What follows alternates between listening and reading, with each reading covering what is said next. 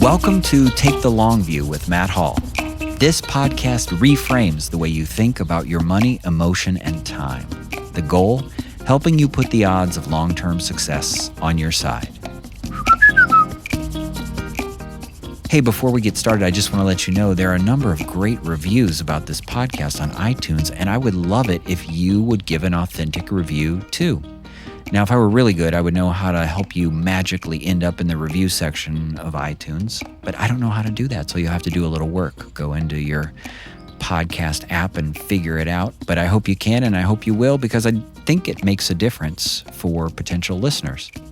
Okay, next, I may have found my person. No, not romantically found my person. I mean, someone who actually does the research that is connected to the mission of this podcast. He's just as obsessed as I am with helping people make better long-term decisions. In fact, he said, "My research asks, how can we help move people from who they are now to who they'll be in the future in a way that maximizes well-being?" That's a quote from today's guest, psychologist Hal Hershfield. As suggested in the opening quote, Professor Hershfield's research concentrates on the psychology of long-term decision-making and how time affects people's lives. Perfect, given the purpose of this podcast and the fact that Americans are living longer and saving less. One of Hershfield's most well-known discoveries suggests that when people are confronted with their future selves, they experience an emotional sense of connection that can influence long-term financial and ethical decision-making. Hal Hershfield is a big deal. He's marketing, behavioral decision-making, and psychology professor at UCLA's Anderson School of Management, and Hal publishes in top academic journals and contributes op-eds for the New York Times, Harvard Business Review, and the Wall Street Journal. He earned his PhD from Stanford University and his undergraduate from Tufts, and when he isn't teaching, and oh, by the way, he's received big awards for teaching, not to mention he was named one of the 40 most outstanding business school professors under 40. This is a few years back, but by a group called Poets and Quants. What a great name for a group. But when he isn't researching or writing or teaching, he is collaborating and consulting with successful businesses, often in the financial industry. Hal, welcome to Take the Long View with Matt Hall. Hey, thanks so much, Matt. It's a pleasure to be here. Let's start with a big question. Sure. How did you decide to dedicate your professional life to helping people make better long-term decisions? Where did this original inspiration to commit yourself to this line of work come from? I love that question. When you look back, you want to have some sort of common theme and a thread and say like, well, when I was 19, I knew this is exactly what I wanted to do. But of course, I assume I'm like a lot of people that when I look back, there's a bunch of twists and turns along the way. And I feel in a way like I've kind of fallen into this and it's something that I love. Probably to some extent in a very practical way. When I was in graduate school, I was studying the psychology of time right around the time when the financial crisis happened. And, I was always interested in how people think about themselves over time and how people think about the past and how they try to essentially capture the past and form memories and project that into the future. And these sort of deep psychological questions that were exciting to ask as an undergrad. And, when you have the time to sort of think about these things. But when I got practical with some of these questions, it really led me into thinking about what sort of decisions can we make that really can take into account who we are at the core and who we want to be and how we can really sort of balance things out over time. And that it's admittedly kind of an abstract question, but 2008 rolls around, financial crisis, and you start seeing all these people with decisions they've made and decisions that others have made that have really impacted their lives in a profoundly negative way. And I wanted to know, how can we prevent things like this? How can we help people make these choices that will allow them possibly to avoid some of that pain? And on the flip side, maximize some of the positives. So that's like my kind of abstract, but true answer. Mm-hmm. Well, you're known for, or at least I think one of the most important insights you seem to be connected to is this notion of understanding and connecting to our future selves. And I've been thinking a lot about this as I've read your work and prepared for our discussion. And I must admit, I hardly feel like I know my present self. I'm working on that. I'm working on that elusive objective even now. But I think one of the core takeaways as I've read your work is we have to feel some sort of connection to our future self, because if it's vague and abstract, the whole idea doesn't really work. And I want to know, and maybe this is a great place for us to jump in, is how do you think you can help us figure out how to better understand or connect with the future self? Let me pick out two things there. So first off, I have to say, I used to think this is simply a matter of, thinking more about your future self, considering that future self more. And, you said something that really resonated with me, which is this idea, do I even know my current self, who I am now? And I think as we get older, as we sort of progress through life, you start realizing what you know and what you don't know. And my opinion over the years has changed a bit to recognize that in some ways we can never fully know our future self because we can't anticipate all the things that will change. And in all the ways that our preferences will be shaped by external forces that we can't predict. So I kind of want to move away from the idea that, it's a simple case of just getting to know our future selves, but rather, I think the question of how can we bond with our future selves becomes a deeper one of how can we think in deeper ways about what will happen to us as time unfolds and how our certain preferences and attitudes may remain the same and how certain other ones may change and be altered. And in what ways can we at least start having conversations with our future selves to promote, I was going to say better decisions now, but it's really promote decisions now that will result in more positive outcomes over time, both now and in the future. I think that to me is the trickiest nut to crack, because it's not just, how can we make people save more and, go get a higher percentage of their paycheck. That's a big part of it, right? But that's not going to be great if they're miserable now, right? So it's always going to be about that balance there. But let's go to the practical level. Yeah, sure. So your work suggests that if there is a connection between my present self and my future self, I may start to make decisions that contribute to the success of the future self. I think it's really useful to start from the perspective that our future self might be considered as if it's another person. And when you take that lens, that analogy, if you will, then you can start to say, all right, fine. Well, how can we promote stronger bonds with other people in our lives? How do we create situations where we empathize with them? And, of course, one of the things we know is we can make the targets of our empathy more vivid, because vividness is emotional, and emotional examples drives behavior. Wait, hang on. I think that sentence is so important. We got to say it twice. We got to do what Oprah would do, which is like say it twice. Vivid images are emotional, and emotion is what drives behavior. Exactly. Wow. Exactly. Yeah. So you want to create a vivid image of this future self. I assume technology could do this for us. Like we could all do that sort of simulation thing, maybe? Of course. And I think, and this is, some of my earlier work, we did just that, right? We've shown people what they'll look like in the future. And I laugh now looking at some of the things we did 10 years ago, because they're so clearly inferior to the stuff you can do today in like a, snap of your fingers on your phone.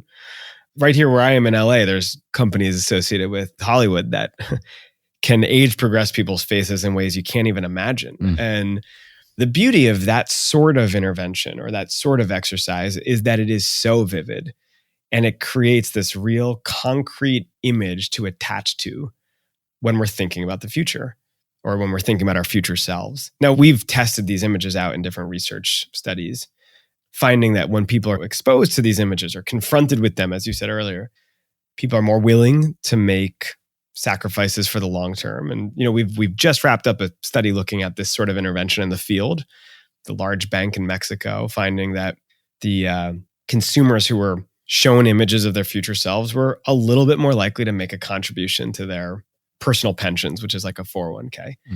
I actually think it's important not to overstate the power of these things, right? This is, in a way, this is like one tool. To come back to what you were saying, right? The vividness and emotion. This is a specific tool that gets at vividness, but it's not saying that it's the only way. I think that part of what I'm interested in exploring is what other ways can we get people to really create and conjure up more vivid images of their future selves? Can it be through letter writing exercises? Can it be through imaginary conversations? I've heard of financial advisors engaging in what they call the two-chair method, where you have a table and you have two chairs and you have your client sit at one chair, and the opposite chair, there's no one there, but they're supposed to be their future self. And they talk, and then they switch seats. And then they sit in the seat of their future self and they talk back to their current self. And it sounds a little strange to do in a client advisor meeting, but I love the idea of it because it really heightens the concreteness and the vividness of a future self there. Going the other direction, we had a company event about an hour away from where our office is, and I wasn't far from the home that I lived in high school. And I thought, I'm never this close to this place. I'm gonna drive through this small town in Southern Illinois and just see how that street feels. And I parked my car and I got out of the car and just kind of walked up and down the street. And it felt so funny to go back in time. And the thing that struck me was the person who lived there, he didn't know anything. Like I didn't know anything about what this future self would become. And yet in some ways, like there are core things that haven't changed, but there's a lot that you couldn't predict or plan for. And I thought, like, what would I say? Like if I were going back in time and talking to, I saw that person, like 17-year-old kid walking down the street, and what would I say? And what kind of guidance would I provide? And it's the same kind of thing I've tried to wrestle with this future self conversation, because the future is weirder than I think we can predict or imagine. It's really challenging.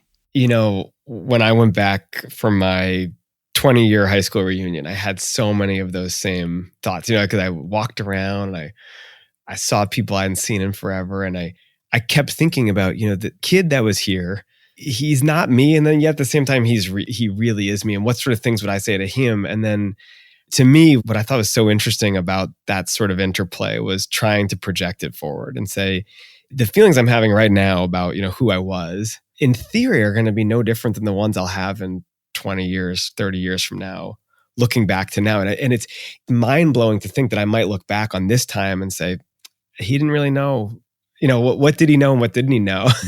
And so, to think about those conversations across time. Yeah, because I in my career have gotten anchored on current and future selves, but it's really about, who we are across time, across the decades, from our past selves to current to future, and how those conversations play out. Yeah.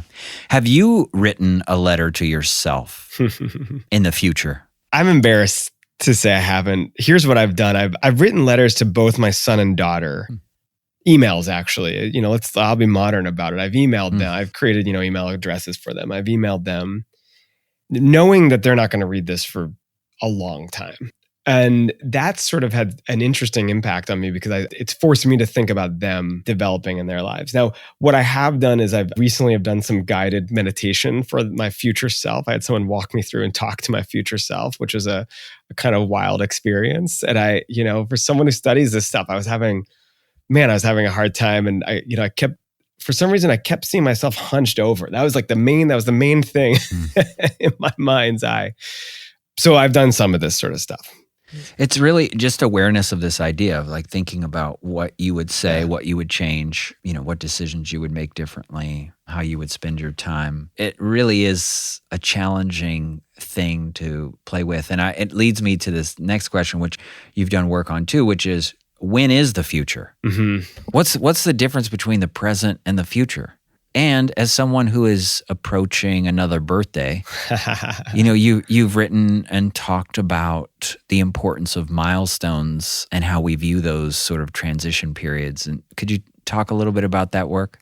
Yeah, absolutely. So I am fascinated by the idea that we constantly separate out the present from the future. And admittedly it changes, right? So there's a very local present. We could say after we're done talking, we're going to move into a new, that's some version of the future. But I think for practical purposes, that's not really what we're talking about when we're interested in these sorts of questions in psychology and marketing. Really what we're interested in is, when do people think that they'll sort of tick over and, some version of the future will start or their future selves will start. Now, you brought up birthdays, which actually presents a really salient marker for dividing time. And it's funny because it's arbitrary in some ways, right? It's not like when you turn 40, that next day you wake up qualitatively different. Although one of my good friends did wake up having to go to the hospital with like a terrible back spasm the morning of his 40th birthday. So he really became his future self right away. But, I think for most people, one day to the next is no different. But we place so much emphasis on birthdays, and especially, as you said, milestone birthdays. So one of my projects with Adam Alter from NYU, we looked at what happens around milestone birthdays. What happens before you turn 30, 40, 50, 60?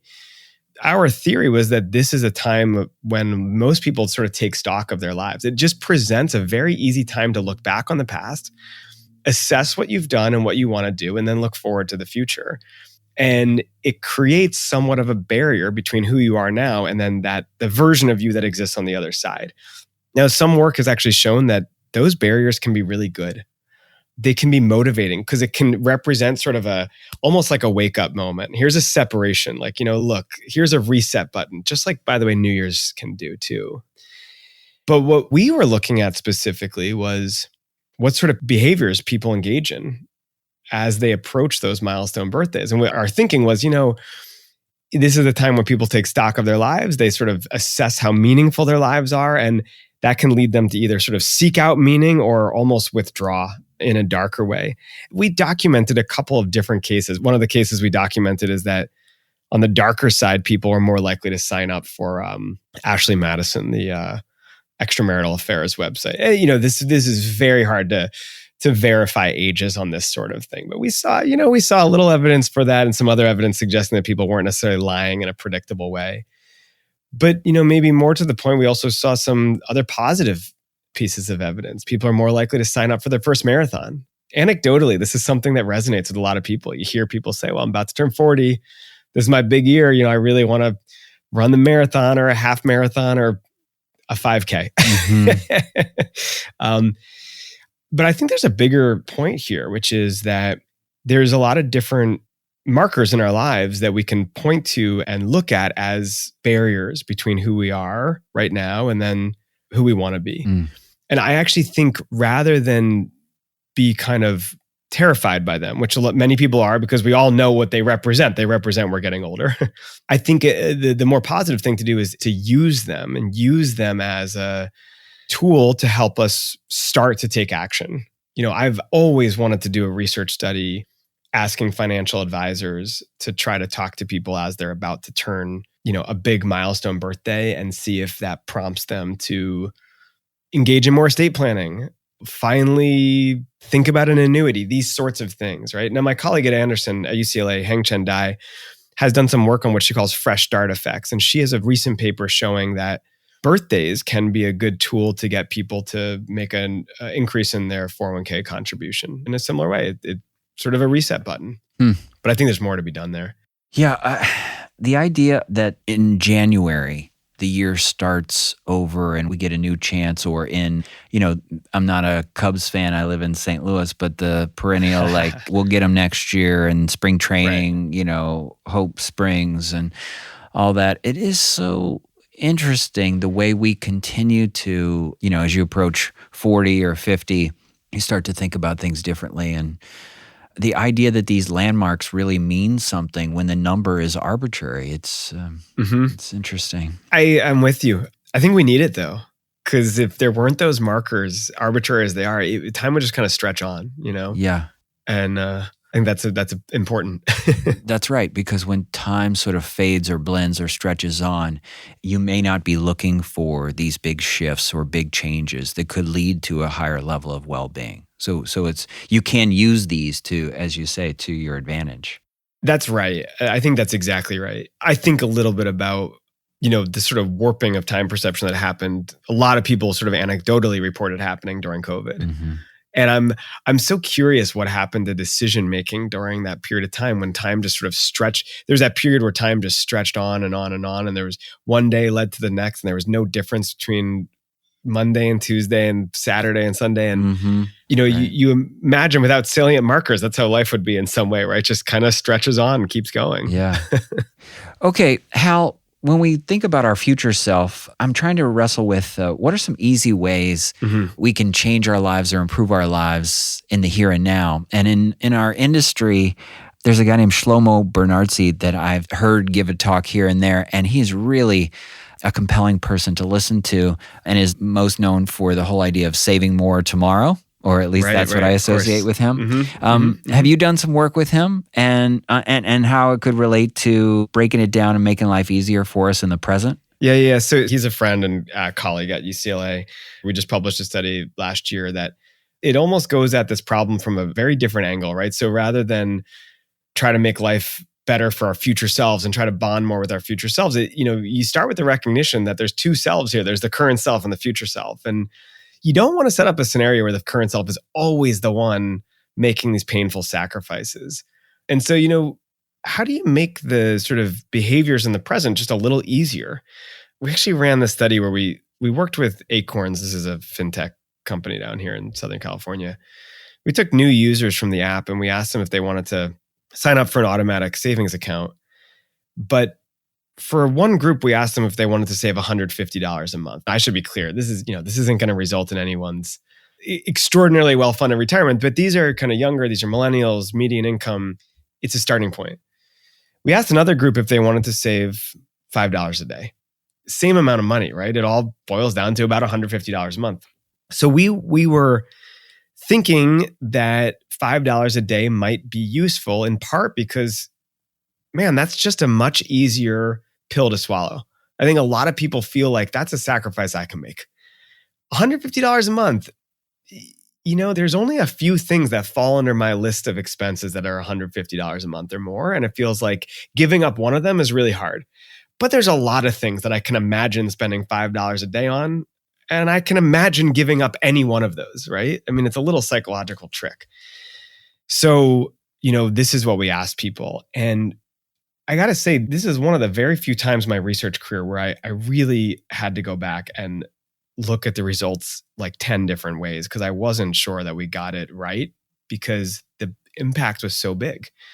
4 times as many people saved when it was $5 a day compared to when it was $150 a month. And I should be clear, it's not like we're talking about small numbers. It was 28% versus 7%. These are warm leads. These are already folks who've signed up for a fintech app. And to be totally transparent, more people dropped out after a month in the $5 a day grouping. But even after that, there was still way more signed up for it than there were in the $150 a month group. And to me, I think it's really a nice demonstration of, the power of bite size and the power of really breaking things down in a small way to make it easy for ourselves right now. Now, there's lots of questions that are opened up by this, right? So if I'm trying to get somebody to save, I don't know, $1,000 a month, is the math going to work out for me to break that out into daily terms? I don't know. And so, or is it going to work out? No one's going to believe me if I say, hey, just save $1 a minute. Well, that's going to be a ton of money really quickly, right? So, there's obviously limitations on this sort of framing.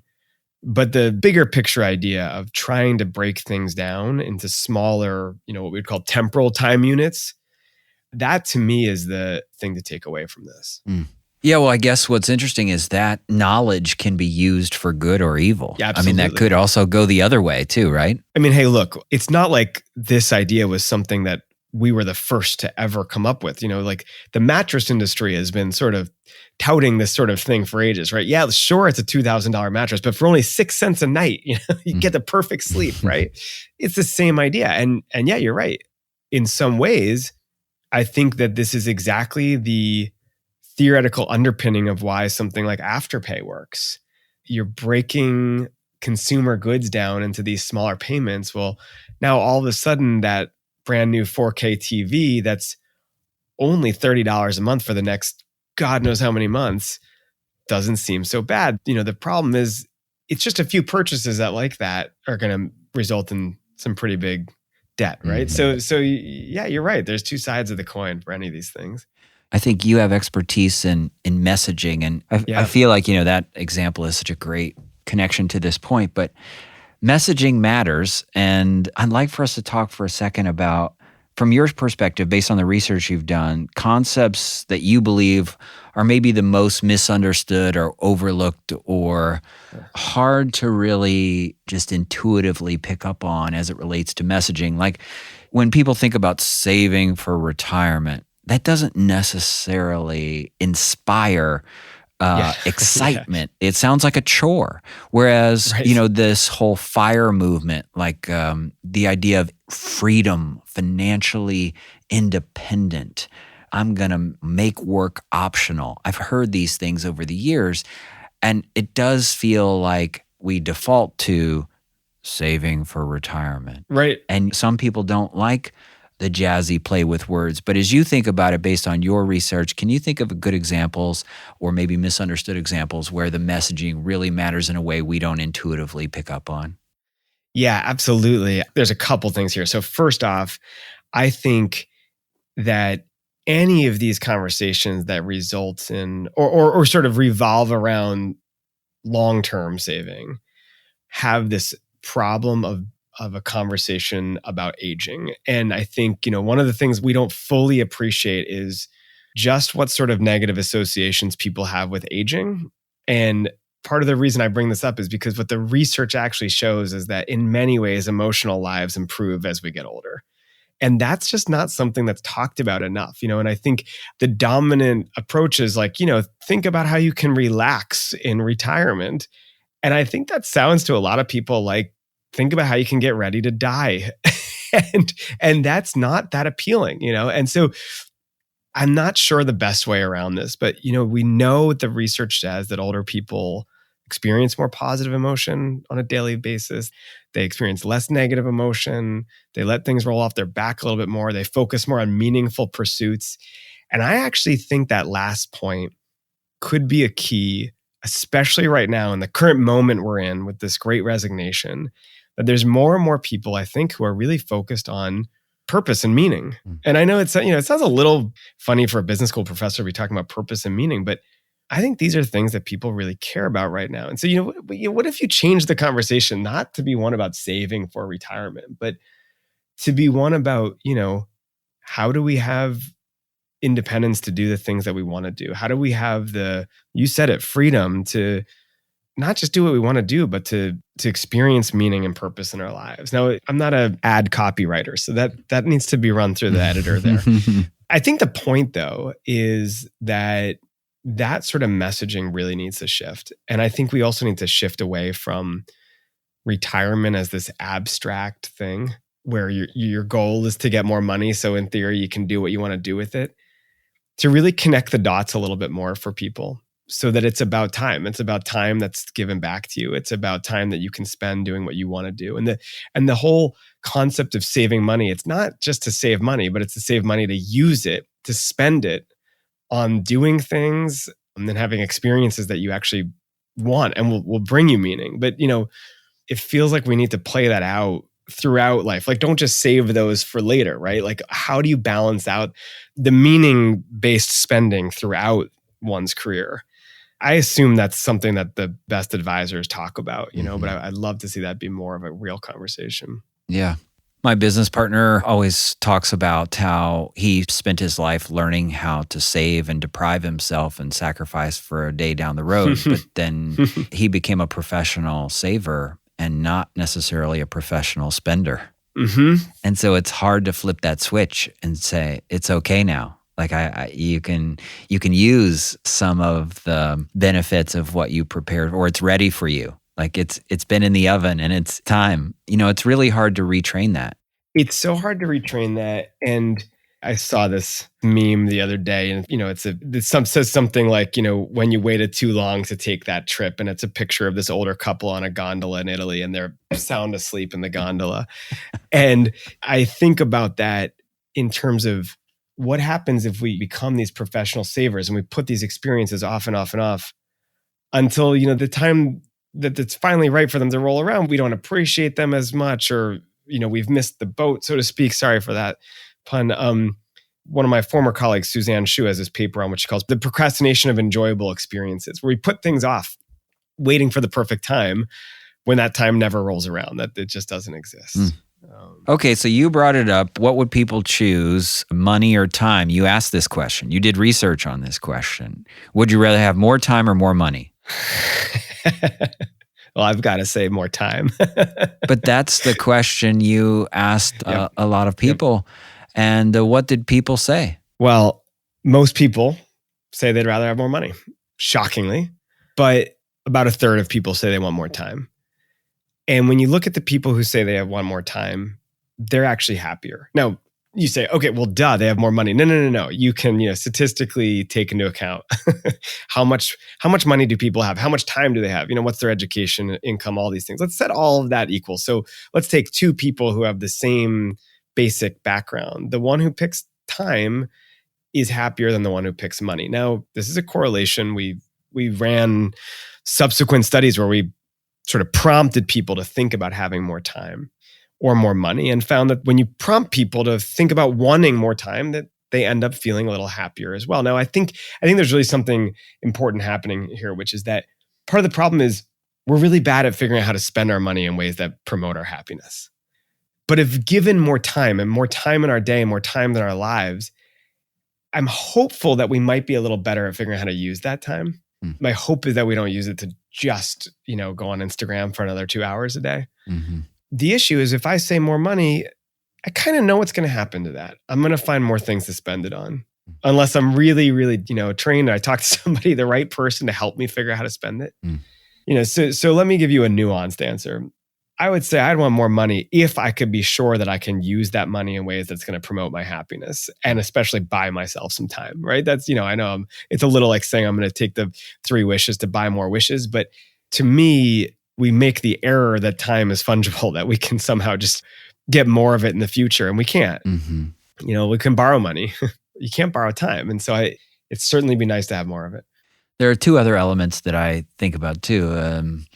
If you have time and you have financial freedom and you have health and you have social connections, that's sort of the magic combination, at least from what I've observed. And a short commute. Yeah. And if all those things come together at once, it's pretty magical.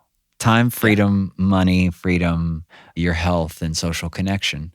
Absolutely. And I think sometimes time and money get top billing, but social connection and your health can change a lot of things too. I mean, I've watched a lot of people prepare for quote unquote retirement and then not have their health, and the whole plan and all of this deprivation was for what? It takes all of these things kind of coming together. And that's, I love that you are always pushing the perspective towards, hey, you will have no good memories to look back on if all you do is plan for your future self. I really appreciate that point of view. Thanks. Yeah, I think I get labeled by my friends as like the guy who only wants to think about the future self. And that kind of sounds like the guy who's not willing to have any fun. And that's not quite right. Carl Richards, he has this bit that's one of my favorite pieces where he says, just spend the money. And, I think the key insight there is have your experiences now, do something now so that you have something to look back on. And, of course it's anything in excess is going to be bad, right? So if you only just spend the money, well, your future self's going to be pretty miserable. But if you only save it, he's also going to be miserable. Yeah. Well, as you said, we're lousy sometimes at figuring out how to spend and what to spend on in ways that truly drive satisfaction. One of my past guests made an important distinction between pleasure, which he would say is external and short-lived, and satisfaction, which is internal and long-lasting. And so the question becomes, what do you define as satisfying, and how do you spend or invest or commit to creating more of those experiences? Okay, but here's a good question. I read a piece you did on couples and money. Yeah. And there were a couple insights as to how couples can do a better job around the issue of money. You want to talk a little bit about what you found as it relates to couples having higher levels of relationship satisfaction? Yeah, sure. I should be clear. I was just summarizing some of the research. A lot of it's been led by Jenny Olson and Scott Rick, 2 marketing professors. And one of the things that struck me is there's this whole academic cottage industry around financial decision making, and you look back on it, and 99% of the research is about individuals. And then you start thinking about what percent of financial decisions are actually made with somebody making a decision on their own. And I don't know the numbers, but it's got to be low. And so it may not be shocking to find out that one of the things that really matters is transparency. And what that means is joint bank accounts, in a very practical way. Joint banking accounts tend to promote more harmony than separate ones. And up until recently, researchers have only looked at it in a correlational level. And you can say, well, sure, the people who've decided to make them joint were happier to begin with. But these folks actually took newlywed couples and assigned them to have separate accounts or joint accounts.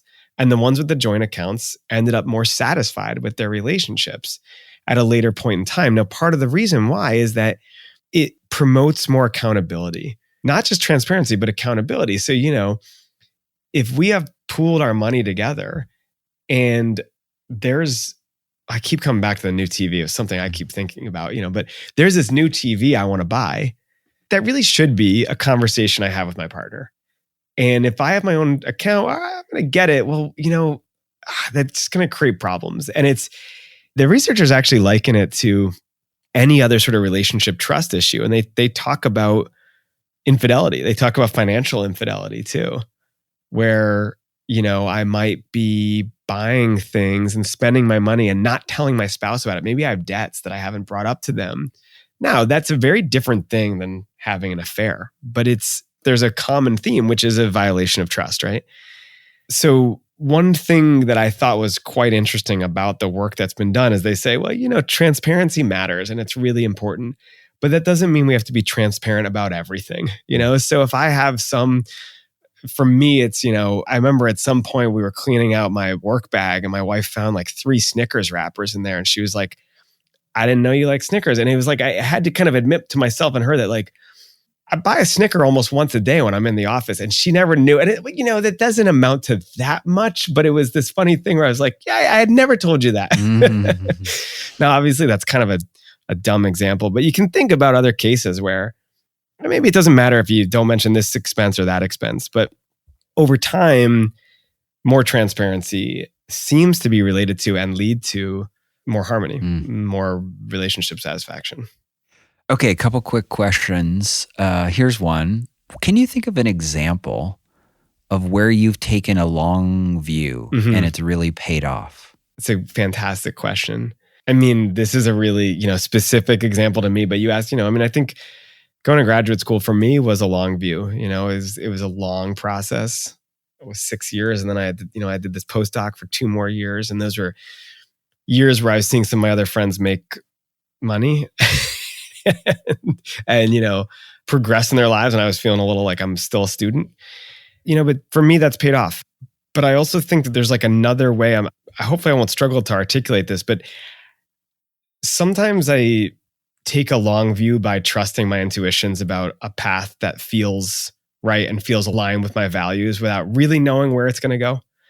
One of the research findings that I've, not my own, but actually some other researchers, Nina Strominger at Penn, has found is that one of the main things that remains constant over our lives, and one of the things that we think should remain constant, is our core moral self, our moral values. If I stop liking rice, that's like a preference that changes, but it may not mean that I've somehow changed. But if I stop being kind and start being like really snarky, that feels like I'm not me. I've really gravitated to the idea that if I trust a decision I make is in line with a core moral value of mine, then maybe that decision will pay benefits to a later version of myself who I may not know right now, as long as that future version of me shares some of those same moral concerns. So it's like taking a long view without really seeing what's going to happen down the line. If that makes sense. Yeah. And I think you make a great point about there is an intuitive or sort of values alignment question that says, I'm doing the right thing. I don't know when this is going to all play out, but I think this is right for me. We can't put everything in a spreadsheet, especially when it comes to figuring out how to make better decisions, even though oftentimes we're wired against making the ones we know we should. That's absolutely true. Absolutely true. Yeah. Well, Hal, I'm feeling mixed emotions right now because I think we're coming to the end. But you've done work on why endings are mixed. Yeah. I think endings are often sad, but they're not always sad. They're mixed. That's right. Why? It's, I love this question.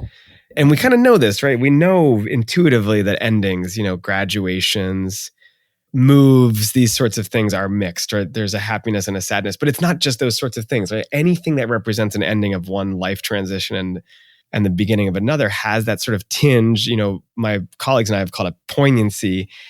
The basic idea is that we feel some satisfaction from progressing through life. That's a positive. But we also feel some sadness about the fact that it's, the current chapter that we're in is ending.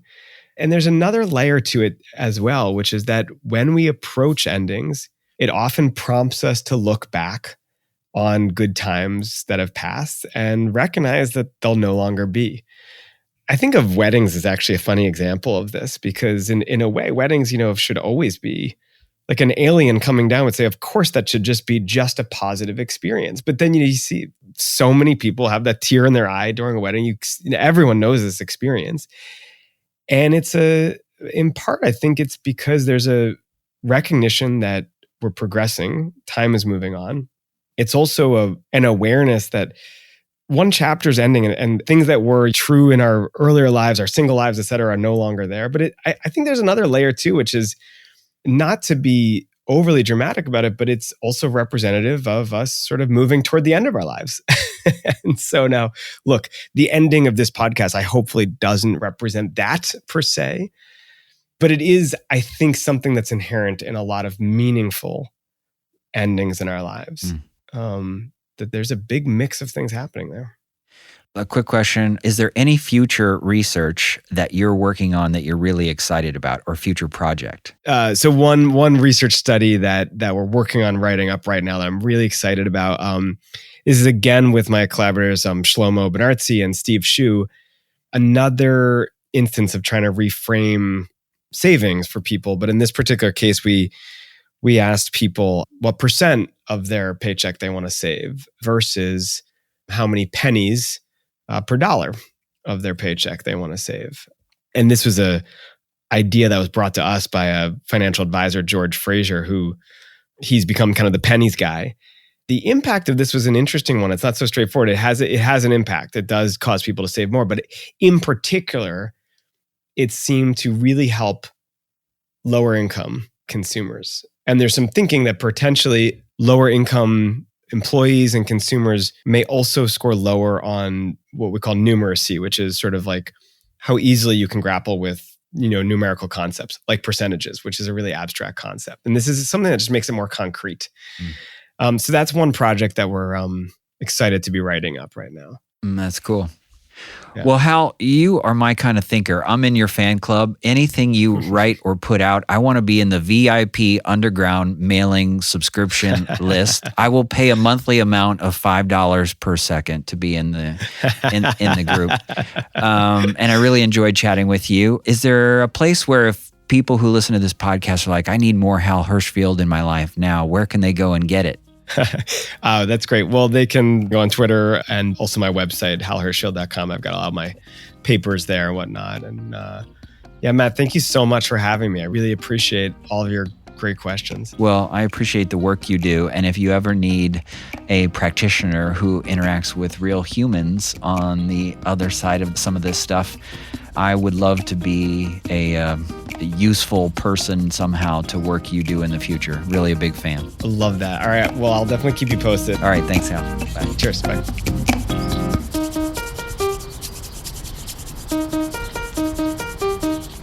What would you say to your future self?